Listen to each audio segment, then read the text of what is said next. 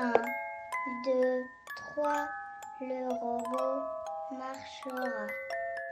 4, 5, 6, il sera sur une piste.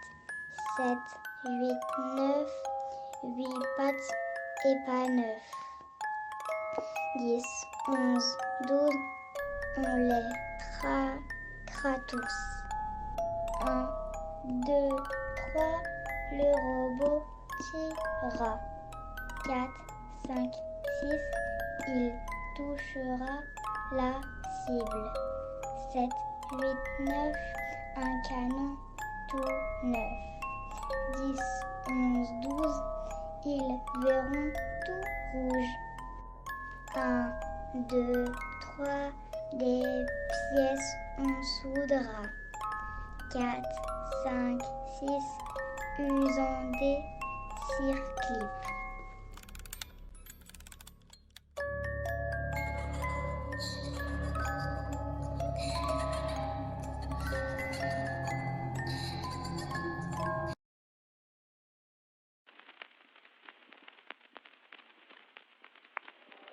Welcome to our freak show, come meet my monsters.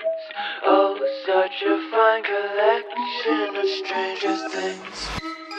My patience running thinner on this melting clock. Cerebrum jail with thoughts most would consider odd. To think you're any different from an animal or creature sick as you should be put down, but I can't help myself.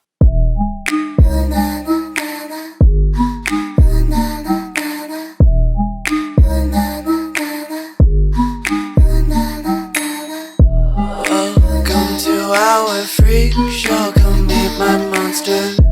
Oh, such a fine collection of stranger things. Please don't hide your imperfections. Nature took 2 tries to make the man in white. No, I don't mind. You are a beauty, not temptation. You're my creation. Donc maintenant, nous allons nous intéresser au fonctionnement du robot. Donc, le robot, en fait, est divisé en 4 parties.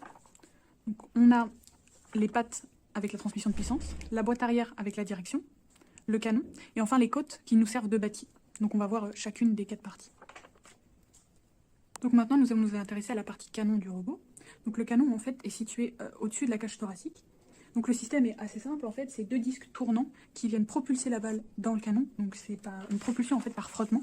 C'est ensuite envoyé dans le canon qui est composé de 4 tiges de stub qui permettent de réduire les frottements et de laisser passer l'air par rapport à si on avait utilisé un vrai tube. Le canon est alimenté par ici par le moteur qu'on a en fait coupé avant le réducteur pour sortir un nouvel axe et récupérer donc une très grande rotation pour un faible couple. Les disques ont été dimensionnés en début de conception de telle sorte à ce qu'on ait une propulsion d'une balle pour une distance de 80 cm de la cible. On a choisi de faire un entraxe réglable entre les 2 disques pour permettre de mieux serrer la balle. Donc c'est en fait le boîtier à roulement qui peut être réglable. Une fois en bonne position, on a juste à visser les vis et l'entraxe est fixé. Pour ce qui est maintenant de la libération de la balle, donc en fait c'est cette pièce-là qui a un obturateur qui va venir pivoter pour permettre de prendre une balle, la laisser passer tout en bloquant la suivante et il vient se remettre en position pour permettre de recommencer le cycle. Au niveau du design, on a choisi de donner l'impression que le canon est englué dans une toile d'araignée en haut de la cage thoracique, donc c'est pour ça qu'on a privilégié le plexiglas pour la majorité de nos pièces. Donc les plaques qui maintiennent le tout sont réalisées à la fraiseuse à panneaux, car on avait la fraise à panneaux plutôt que le laser, car on avait besoin de faire des niches pour les roulements. Les disques, les poulies ont été réalisés au tournage. Et le reste des petites pièces a donc été réalisé à la laser. Donc maintenant, passons à la cage thoracique. Donc en fait, la cage thoracique, c'est le bâti de notre robot, c'est la partie principale qui relie toutes les autres parties. Donc en fait, elle a été créée en soudant plusieurs tubes d'aluminium. Donc pour cela, on a créé des gabarits de 1 pour couper les tubes et de 2 pour les souder. Donc une fois mis en place, on n'a plus qu'à souder. La vertèbre centrale a été réalisée aussi en aluminium grâce à un tour 3 axes. Toutes les pièces ont été réalisées en aluminium et creuses si possible, ça nous permettait d'alléger le poids du robot. Ensuite, les 3 paires de côtes sont montées sur une colonne vertébrale, puis goupillées. il fallait régler la hauteur du canon. Donc précisément, si possible, à 50 cm du sol. C'est pour ça qu'on a décidé de créer cette pièce-là. Donc cette pièce vient coulisser dans le tube, donc permet, en coulissant, de régler l'écartement des côtes, qui a été modifié à cause du soudage. Et ça nous permettait aussi de régler la hauteur du canon. En fait, les vis viennent à travers un trou oblong sur les côtés du canon. Une fois la bonne hauteur réglée, il n'y a plus qu'à visser les vis pour figer cette hauteur. Parlons maintenant du système de propulsion. Donc on a décidé de faire un système de propulsion à l'avant.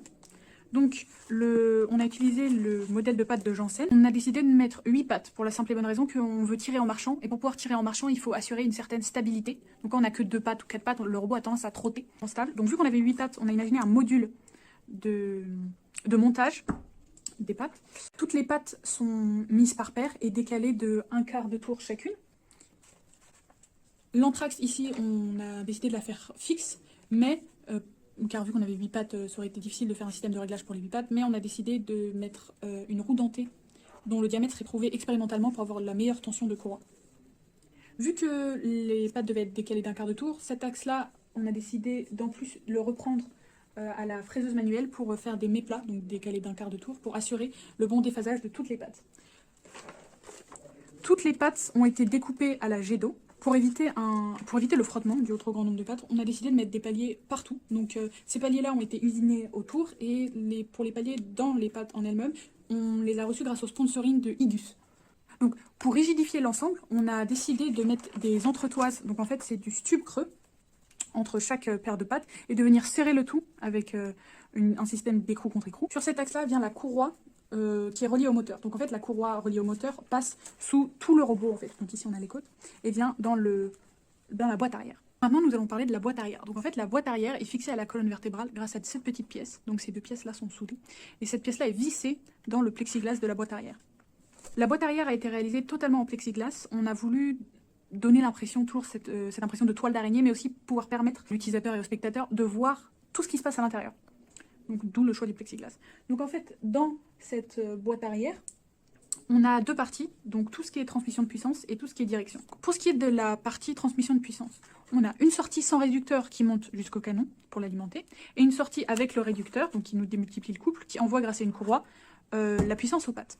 Ces plaques-là ont été réalisées à la fraiseuse à panneaux, on avait besoin d'un logement pour les roulements. Ici, en fait, pour la courroie de transmission de puissance aux pattes, on a un galet tendeur qui vient donc tendre la courroie.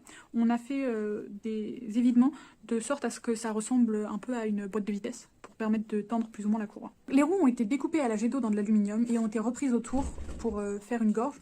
Ici, on a un joint, en fait, pour être plus adhésif avec le sol. Les paliers en laiton ont été montés à la presse sur les roues pour permettre de réduire le coefficient de frottement au niveau de l'axe. Donc maintenant, intéressons-nous à la direction.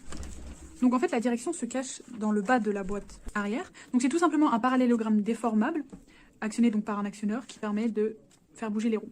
Toutes ces pièces ont été découpées à la jet d'eau, donc ces pièces-ci ont été reprises à la fraiseuse manuelle. Ces deux pièces-ci ont été faites au pliage. Les axes, de même que toutes les entretoises et les paliers, ont été faits au tournage.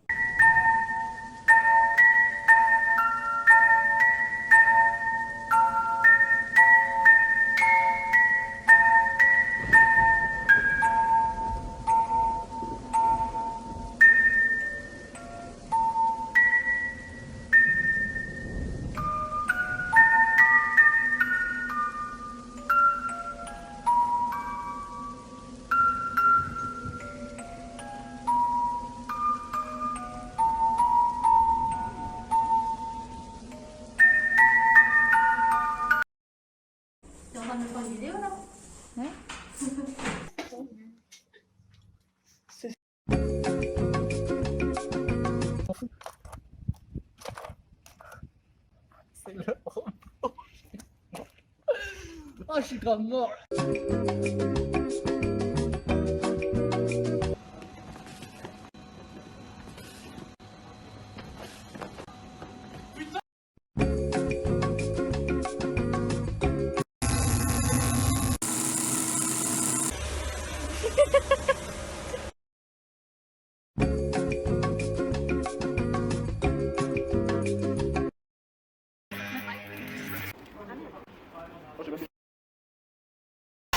Tu vois pas, Jonas? M5.